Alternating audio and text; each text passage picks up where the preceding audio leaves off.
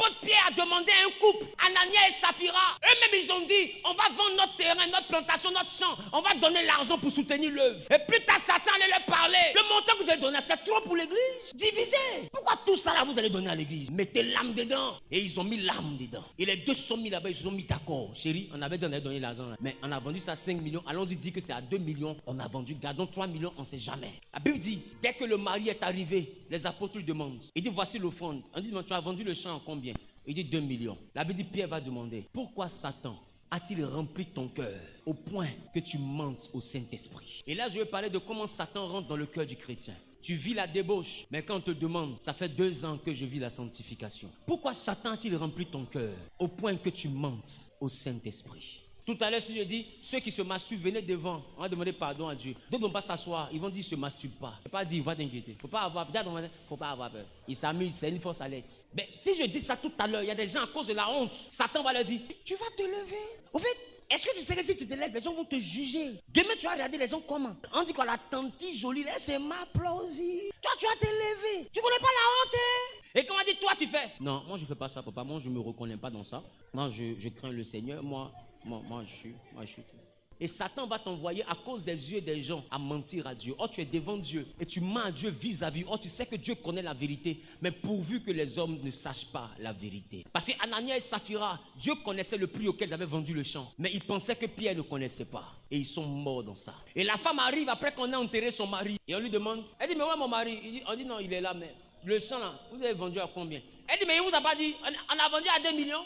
Il dit, bon, ceux que tu vois venir là, c'est ton mari, ils sont partis enterrer. Mais ton mari a dit 2 millions ici. Donc, préparez un autre trou parce que vous allez enterrer celle-là. La Bible dit, à l'instant même, elle est tombée et elle est morte. Voilà comment le couple Anania et Saphira sont morts dans la Bible. Satan était rentré.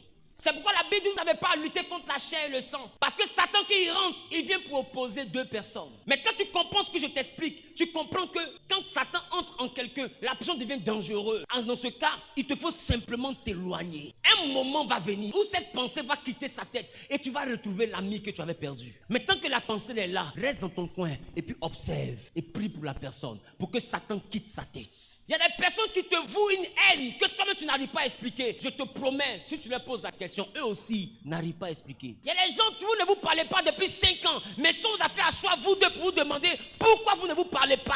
Quand vous allez vous expliquer, c'est vide. Les gens vont rire, vont dire, attends, c'est à cause de ça là. Mais c'est vous qui entendez ça petit. Sinon, Satan a augmenté le volume de l'histoire. Des fois, il y a des choses qu'on te disait dans l'amusement. Quelqu'un te dit ça dans l'amusement, et puis le volume s'augmente un coup. Tu dis, mais c'est à moi tu parles comme ça là. Mais d'habitude, on s'amuse comme ça. D'habitude, comment? Je ne suis pas du même m'amuser, tu veux juste ton camarade. Aïe. Quand Satan entre, volume qui était à 5 là, ça passe à 30. Et Jésus a dit à Pierre, arrière de moi, Satan. Pierre n'était pas possédé. Ne pensez pas que Satan est un démon qui vous possède. Non, Satan est une mentalité qui vous convainc de faire le mal. Donc du coup, Paul dit, je sais ce que je veux faire, mais je fais ce que je n'ai pas envie de faire. Car dans mon corps, il y a une loi qui est la loi du péché. Il dit, dans mon esprit, j'ai envie de faire, mais dans mon entendement, il y a une autre loi qui s'oppose à la volonté de Dieu. C'est ça, Satan. Paul n'a pas dit, il y a un démon. Il y a une mentalité qu'il appelait la nature du péché. Elle s'oppose à la volonté de Dieu. Elle s'oppose au chemin de Dieu. Dieu te dit patiente, tu ne peux pas patienter. Dieu te dit ne fais pas, tu fais.